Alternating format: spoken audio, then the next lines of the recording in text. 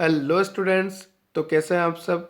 तो हमने स्टार्ट किया था बी फार्मेसी सेकंड सेमेस्टर में पैथोफिजियोलॉजी और हमने स्टार्ट की थी उसमें यूनिट नंबर 1। ठीक है, basic principle of cell injury and adaptation. तो इस यूनिट में हमने देखा था कि सेल इंजरी का इंट्रोडक्शन क्या है, इसकी डेफिनेशन क्या है, कौन कौन से कॉज है जो कि सेल इंजरी करते हैं, सेल इंजरी का पैथोजेनेसिस क्या है और सेल इंजरी के दौरान क्या होता है, cell membrane damage, mitochondrial damage, ribosome damage, nuclear damage. ये सारा हमने एक ही लेक्चर में देखा था। उसके बाद एक लेक्चर और था जो कि होम्योस्टेसिस के ऊपर था।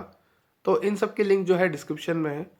आज का जो लेक्चर है आपका वो है एडेप्टिव चेंजेस के ऊपर, कि सेल में अगर कोई दिक्कत आती है तो कौन कौन से चेंजेस होते हैं, क्या वहाँ पर एट्रोपी हो रही, हाइपरट्रोपी हो रही है, हाइपरप्लेशिया, मेटाप्लेशिया या फिर डिस्प्लेशिया।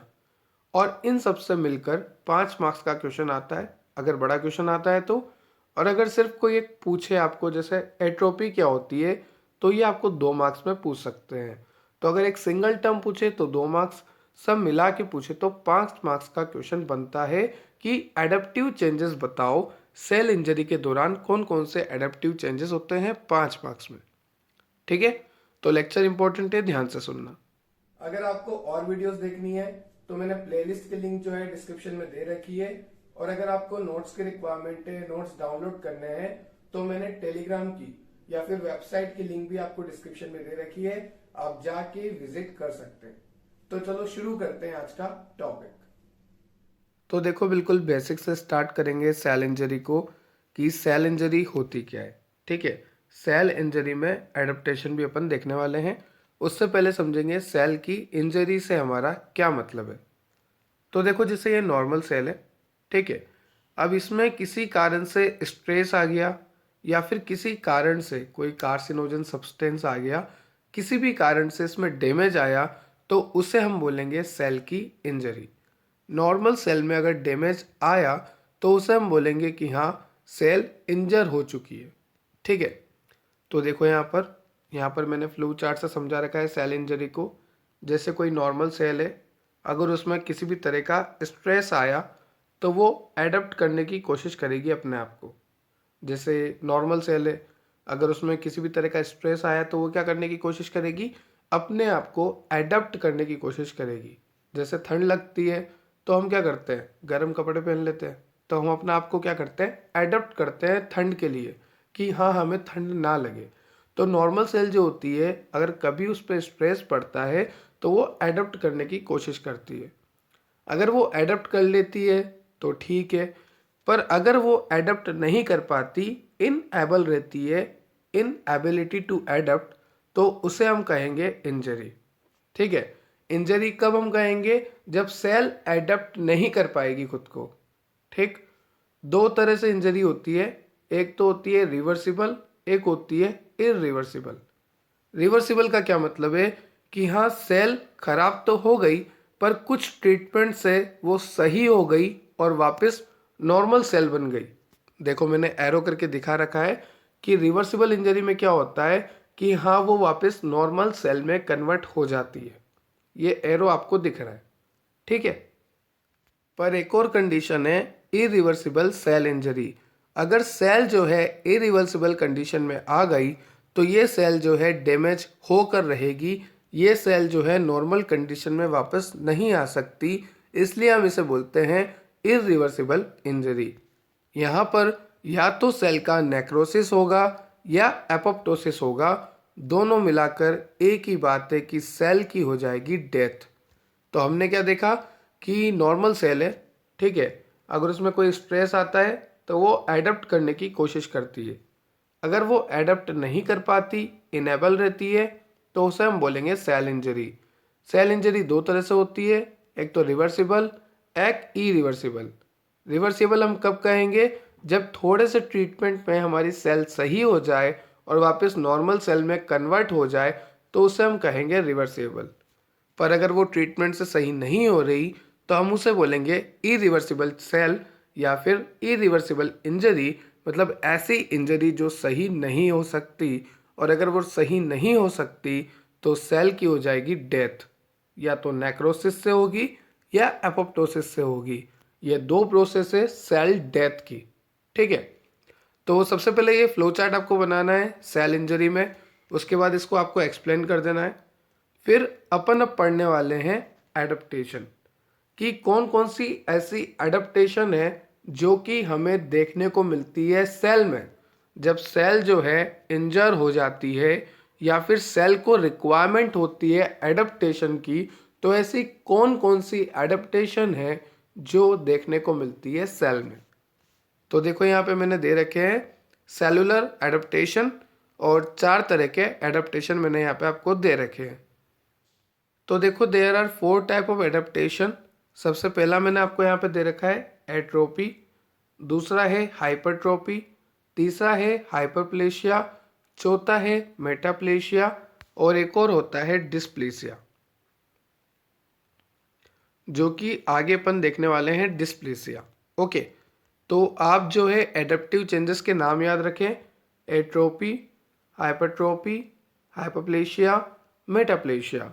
तो वन बाय वन सबको देख लेते हैं। सबसे पहले देखेंगे एट्रोपी को।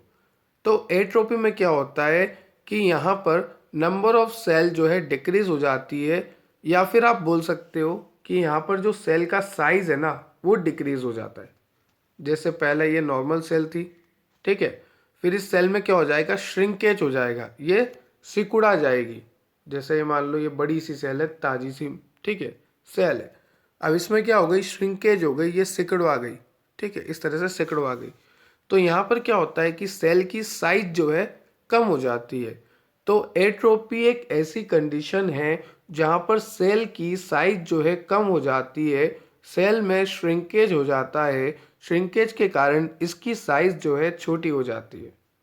और अगर साइज छोटी हो जाती है तो यहाँ पर क्या क्या होता है, प्रोटीन का सिंथेसिस कम हो जाएगा और प्रोटीन का डिग्रेडेशन ज़्यादा हो जाएगा। मतलब प्रोटीन जो है एक तो बनना कम हो गया, सिंथेसिस कम हो गई, और एक टूटना ज़्यादा हो गया। ठीक है, पहले ही तो कम बन रहा है और टूट ऊपर से ज़्यादा रहा है। तो एट्रोपी ऐसी कंडीशन है जहाँ पर सेल की साइज जो है छोटी हो जाती है, श्रिंक हो जाती है सेल, और इसी दौरान प्रोटीन बनना बहुत कम हो जाता है, और जो बचा हुआ प्रोटीन है वो भी टूटना स्टार्ट हो जाता है।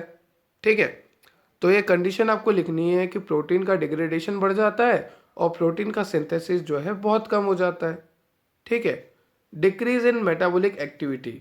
अब एक बात बताओ, जब सेल ही छोटी हो गई तो मेटाबॉलिक एक्टिविटी तो कम होगी ही सही, तो यहाँ पे क्या होता है, मेटाबॉलिक एक्टिविटी कम हो जाती है। तो ये बात क्लियर हो गई एट्रोपी में कि यहाँ पर जो है प्रोटीन सिंथेसिस कम हो जाता है, प्रोटीन का डिग्रेडेशन बढ़ जाता है, मेटाबॉलिक एक्टिविटी कम हो जाती है, और सेल का साइज जो है कम हो जाता है। अब एट्रोपी 2 तरह से है। अगर आपको 2 मार्क्स में पूछे तो आपको इतना ही लिखना है, काफ़ी है। ठीक है, ये कंटेंट काफ़ी है 2 मार्क्स के लिए। अब आगे चलते हैं। एट्रोपी जो है 2 तरह से है, एक है फिजियोलॉजिकल, एक है पैथोलॉजिकल। जो फिजियोलॉजिकल है उसमें देखिए आप, सबसे पहले तो आप यहाँ पे डिक्रीज कीजिएगा। ठीक है, क्योंकि यहाँ पे सेल की साइज डिक्रीज होती है। तो डिक्रीज हो जाती है यूटेरस की साइज जब पार्चुरेशन हो जाता है या फिर जब मेनोपॉज आ जाता है। पार्चुरेशन का मतलब होता है बेबी की डिलीवरी होना। तो बेबी की डिलीवरी होने के बाद यूटेरस का साइज जो है छोटा हो जाता है, या फिर मेनोपॉज आने के बाद। मेनोपॉज एक ऐसी कंडीशन है जब मेंस्ट्रुएशन साइकिल आना बंद हो जाती है महिलाओं में 45 से 50 साल के बाद, तो उसे हम कहते हैं मेनोपॉज। तो मेनोपॉज के बाद या फिर पार्चुरेशन के बाद हमें क्या देखने को मिलता है, एट्रोपी देखने को मिलता है यूटेरस में। मतलब डिक्रीज हो जाती है यूटेरस की साइज। ये किस में आया, फिजियोलॉजिकल में। और देखिए आप, बुढ़ापे के साथ क्या होता है, विथ एजिंग का मतलब होता है बुढ़ापा। बुढ़ापे के साथ क्या होता है, जो ब्रेन की साइज होती है वो कम होना शुरू हो जाती है। ठीक है, तो हमने यही देखा था कि एट्रोपी में क्या होता है, साइज कम हो जाती है। तो एग्जाम्पल देख रहे हैं, जैसे यूटेरस का साइज जो है कम हो जाता है पार्चुरेशन और मेनोपॉज के बाद, ब्रेन का साइज जो है कम हो जाता है बुढ़ापे के टाइम पे। मतलब बुढ़ापे के दौरान ब्रेन का साइज जो है कम हो जाता है। एक होता है प्रेशर एट्रोपी, मतलब किसी टिश्यू पे अगर मैं प्रेशर लगाऊं बहुत तेज, तो वहाँ पे क्या होगा, अगर मैं लंबे समय तक किसी टिश्यू पे प्रेशर लगाता हूँ तो उसकी साइज जो है कम हो जाती है। तो इस तरह से आप डिफाइन कर सकते हो फिजियोलॉजिकल में। और पैथोलॉजिकल में क्या होता है, डिफ्यूज एट्रोपी, मतलब ऑर्गन अगर ऐसा पार्ट कि जिसका यूज़ हम कम लें तो उसकी साइज जो है श्रिंक होना स्टार्ट हो जाती है। ठीक है। और न्यूट्रिशनल और starvation atrophy, body part shrink हो जाना, जैसे हमें कैंसर में देखने को मिलता है। ठीक है। तो ये कुछ एग्जाम्पल है पैथोलॉजिकल और फिजियोलॉजिकल एट्रोपी के। हालांकि इतना आपको पूछता नहीं है, पर मैंने आपको बता दिया। आपको कुछ कॉमन याद रखने हैं, जैसे यूटेरस वाला, ब्रेन वाला, प्रेशर वाला, न्यूट्रिशन वाला। ठीक है। नाउ नेक्स्ट अपन देखते हैं इस्केमिक एट्रोपी। ये भी इसी में आता है फिजियोलॉजिकल में। ठीक है। अगर क्वेश्चन 5 मार्क्स का आता है तो आपको ये देखना है, इसको आप रीड कर सकते हो। इस्केमिक एट्रोपी क्या होती है, हैंड में ब्लड सप्लाई कम होने की वजह से सेल जो है वहाँ की श्रिंक हो जाती है। इस्केमिया कंडीशन ऐसी कंडीशन होती है जहाँ पर ब्लड सप्लाई कम हो जाती है। ठीक है। और अगर ब्लड सप्लाई कम होती है तो सेल अपनी साइज जो है छोटी कर लेती है, क्योंकि फिर सेल साइज छोटी क्यों कर रही है, क्योंकि ब्लड सप्लाई कम है। ब्लड सप्लाई कम है तो उसके फंक्शन भी कम ही करने पड़ेंगे उसको, इसलिए सेल अपनी साइज जो है छोटी कर लेती है। तो इस तरह से आपको लिखना है एट्रोपी में। चलते हैं नेक्स्ट एडेप्टिव चेंजेस के बारे में देखते हैं। दूसरा है हाइपरट्रोपी। तो देखो अपन ने एट्रोपी में देखा था कि सेल की साइज जो है छोटी होती है, और यहाँ पर क्या होता है हाइपरट्रोपी में, increase in the size of parenchymal cell. यहाँ पर जो है साइज बढ़ती है, जैसे आप यहाँ पे देख सकते हैं ये साइज बढ़ी हुई है। ठीक है। नंबर ऑफ सेल तो सेम रहती है, सेल के नंबर में कोई भी चेंज नहीं आता, बस साइज बढ़ती है, ओनली साइज इंक्रीज। ठीक है। तो increase in the size of parenchymal cell, ये एग्जांपल आप देख सकते हैं। नंबर ऑफ सेल जो है सेम रहती है, बस साइज बढ़ती है। ये सब बात क्लियर है आपको। और अगर साइज बढ़ेगी सेल की तो lead to increase in the size of organ.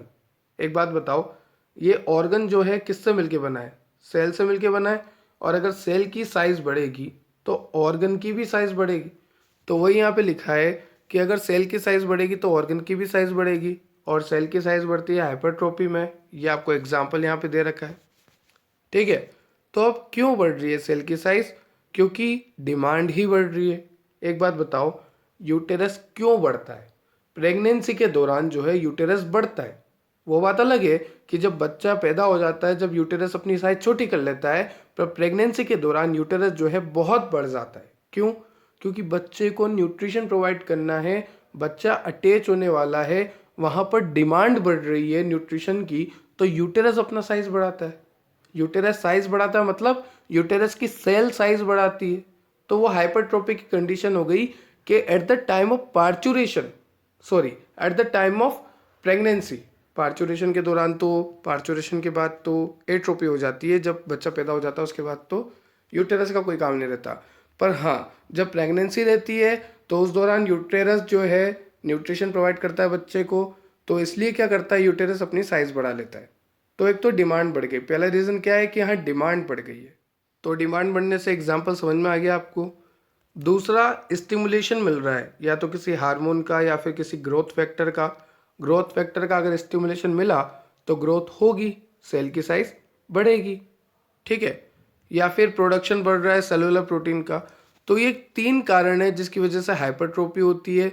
या तो डिमांड ही बढ़ गई, या फिर किसी ग्रोथ हार्मोन फैक्टर की दिक्कत आ गई, या फिर प्रोडक्शन ऑफ सेलुलर प्रोटीन बढ़ गया। तो इस कंडीशन से हाइपरट्रोफी होती है।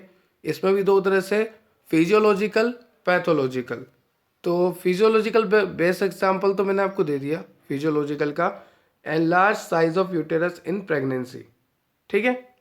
दूसरा एग्जांपल कि पार्चुरेशन के बाद जब बेबी डिलीवर हो जाता है तो उस दौरान क्या होता है, मदर को ब्रेस्ट फीडिंग करानी होती है, दूध पिलाना पड़ता है बच्चे को, तो ब्रेस्ट की साइज भी बढ़ जाती है।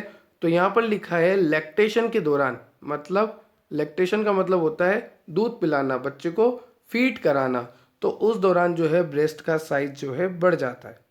ठीक है।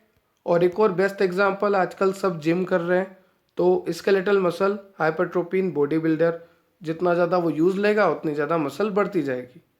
ठीक है। ये तो हुआ है कुछ फिजियोलॉजिकल चेंजेस। अब देखो पैथोलॉजिकल में क्या है, कि कार्डियल मसल जो है हाइपरट्रोफी, मतलब कार्डियक मतलब हार्ट की मसल जो है बढ़ जाती है। क्यों बढ़ जाती है? या तो हार्ट में लोड ज़्यादा आ रहा है, ब्लड का, ब्लड प्रेशर बढ़ रहा है, किसी का लोड बहुत ज़्यादा आ रहा है, उस दौरान जो है हार्ट की जो मसल है वो बढ़ जाती है। दूसरा, तो ये था दूसरा आपका पैथोलॉजिकल, पहला था आपका फिजियोलॉजिकल। अब चलते हैं नेक्स्ट, हाइपरट्रोफी के बाद अपन अब देखने वाले हैं नेक्स्ट हाइपरप्लेशिया। तो हाइपरप्लेशिया का मीनिंग क्या होता है? सबसे पहली बात, जो हाइपरप्लेशिया होता है ये तभी होता है जब आपको कोई स्टिमुलस मिले, बिना स्टिमुलस के हाइपरप्लेशिया नहीं होता। ठीक है। Increase in the number of cell in organ और टिश्यू। यहाँ पे क्या होता है, सेल के नंबर बढ़ते हैं। ठीक है। सेल की साइज तो सेम रहती है, बस नंबर बढ़ जाते हैं। जैसे ये सेल है तो इसकी साइज तो यही वाली रहेगी लगभग, बस नंबर बढ़ जाएंगे। ठीक है। Increase in number due to increase in demand. अब नंबर क्यों बढ़ रहे हैं? क्योंकि डिमांड बढ़ रही है, ये देखो। ठीक है। तो सबसे पहला पॉइंट कि ये स्टिमुलस पे ही होगा। दूसरा पॉइंट कि यहाँ पर नंबर बढ़ेंगे। तीसरा पॉइंट, नंबर बढ़ेंगे तो वॉल्यूम भी बढ़ेगी। आप देख सकते हैं ये नॉर्मल सेल है और ये नंबर बढ़ी हुई सेल है, तो यहाँ पे वॉल्यूम भी बढ़ी। ठीक है। सेल की साइज तो सेम रहेगी, बस यहाँ पे नंबर बढ़ जाएंगे। और नंबर क्यों बढ़ रहे हैं सेल के? क्योंकि डिमांड बढ़ रही है। अल्टीमेटली नंबर इसीलिए बढ़ रहा है। हाइपरप्लेसिया का मतलब क्या हुआ? हाइपर का मतलब बहुत सारे, बहुत सारे क्या यहाँ पर सेल क्यों बन रहे हैं? क्योंकि increase in the number due to increase in the demand. ठीक है। तो ये हाइपरप्लेशिया हुआ आपका। अब ये भी दो तरह से होता है, फिजियोलॉजिकल, पैथोलॉजिकल। तो देखो, फिजियोलॉजिकल क्यों होगा? या तो कोई हार्मोनल चेंज आ रहा है, या फिर फीमेल ब्रेस्ट का एग्जांपल ले लो आप। प्यूबर्टी के दौरान जब महिला 14 साल की हो जाती है तो उस दौरान जो है ब्रेस्ट का साइज बढ़ता है, तो उसे हम कहेंगे हाइपरप्लेशिया, जहाँ पे सेल की साइज सेम रहेगी, बस नंबर ऑफ सेल जो है बढ़ जाएगी। थर्ड देखो, एंडोमेट्रियम।